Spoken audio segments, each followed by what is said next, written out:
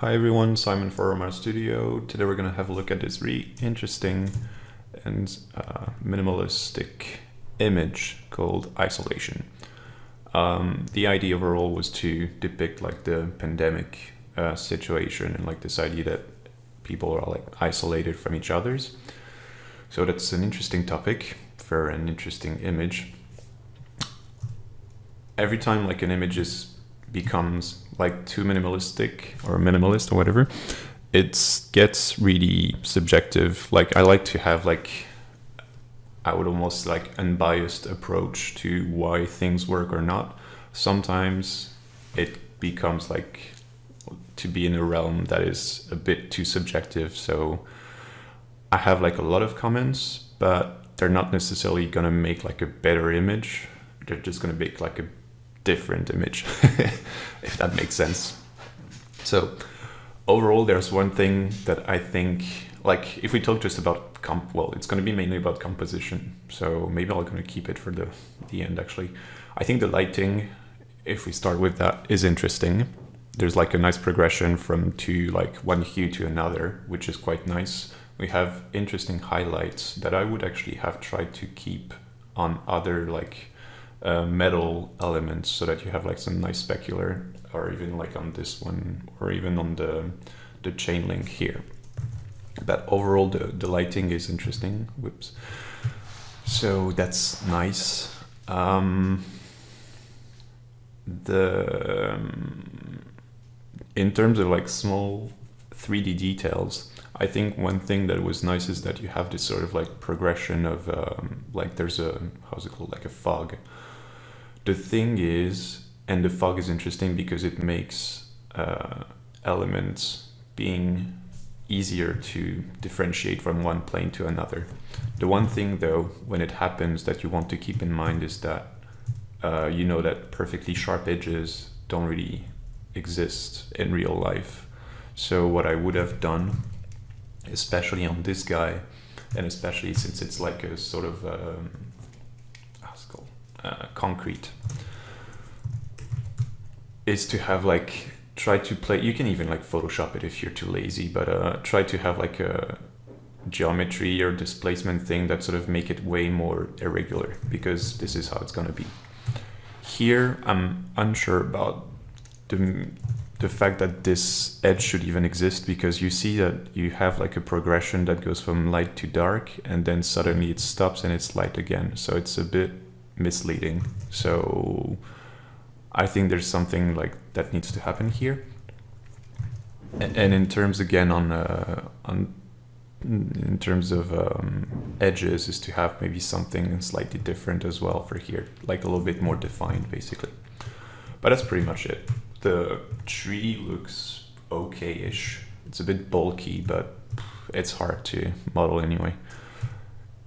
What you could do actually is to just put this one once to get like an idea of the lighting, and then actually Photoshop in like a real tree without leaves. Whatever. Let's go and talk about the core of the image, which is the overall composition or the framing, but it's more composition actually. I think the main thing that is happening in this image is that there's too many directions in the same time. Usually in art in general, there's this thing called the Baroque diagonal and the sinister diagonal. And usually we tend to think, and it's like, we actually have like psychological analysis of this, that this is like a more positive one and this is one a more negative one. So this is why, for instance, when you have like portraits and you mirror them, depending on the main diagonal that you read, you'll have like a more positive idea of what the portrait is about, or a more negative idea of what the portrait is about. And here I was like looking at the image and I was like, is it working properly?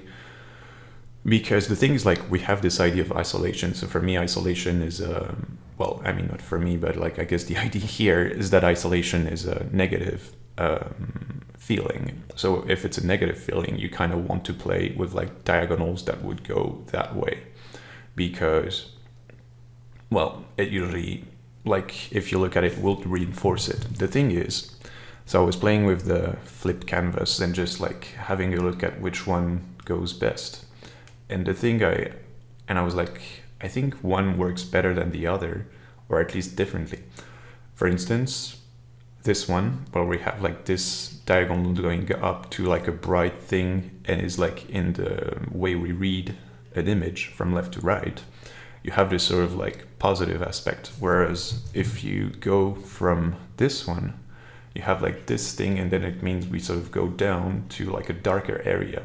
So it's interesting to have like this different type of reading, because we generally don't read the image from right to left, which means we don't read this stairs as being like as us going upward in them, at least in terms of the way we read an image.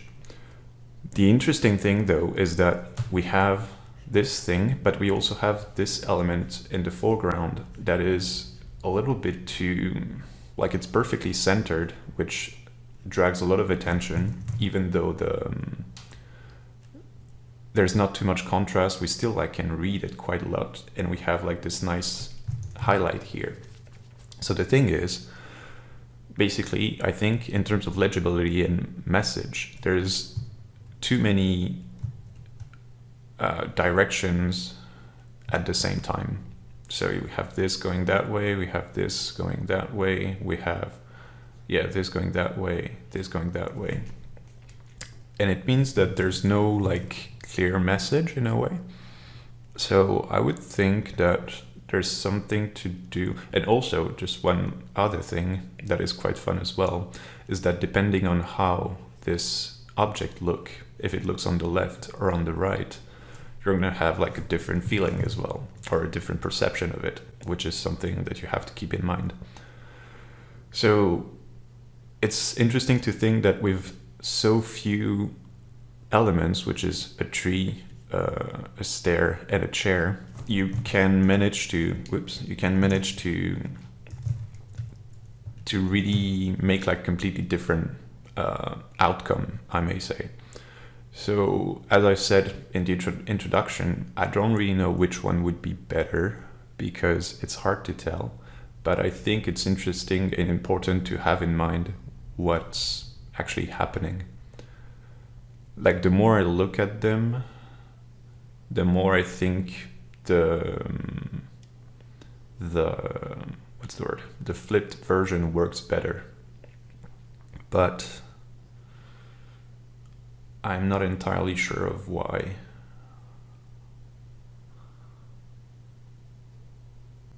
I think it's just because this thing, that's the thing, is like this thing is actually the ramp, the ramp or the handrail, is what catches the eye the most, kind of, because there's a lot of contrast here and the highlight.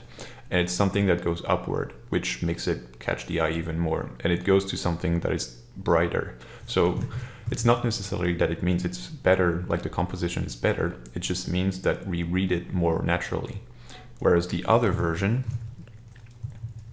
which is here,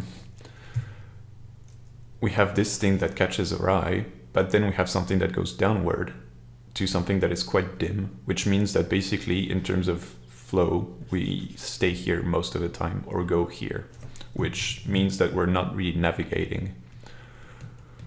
So usually in an image, you like the idea of catching the attention on a specific aspect and then being able to sort of draw the attention in different areas.